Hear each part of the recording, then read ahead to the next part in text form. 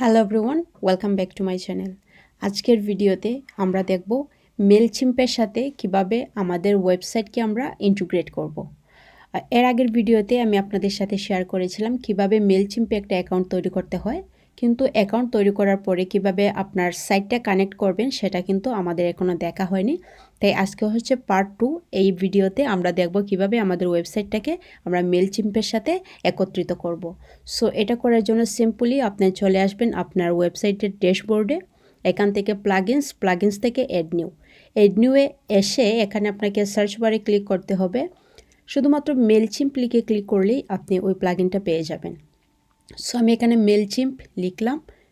Sorry, আমার স্পেলিংটা ভুল হয়েছে, এখানে এটা আমি স্কিপ করে গেছি। সো মেলচিম্প লেখার সাথে সাথে দেখেন প্লাগইনটা কিন্তু সর্বপ্রথমে চলে আসছে।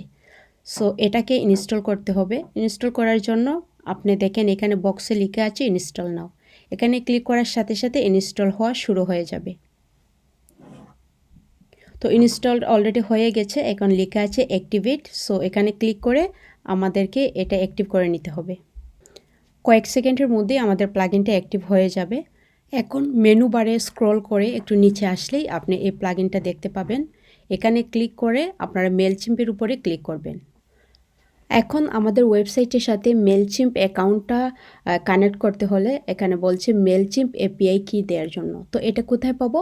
এটা নিয়ে আসার জন্য আমাদেরকে চলে যেতে হবে মেলচিম্পে। মেলচিম্প থেকে চলে আসতে হবে অ্যাকাউন্টে, এখানে ক্লিক করবেন। এখান থেকে অ্যাকাউন্ট অ্যান্ড বিলিং এখানে ক্লিক করার পরে আপনাকে কিছু অপশন দেখাবে। এক্সট্রাস করবেন, ক্লিক করার পরে এপিআই কিস।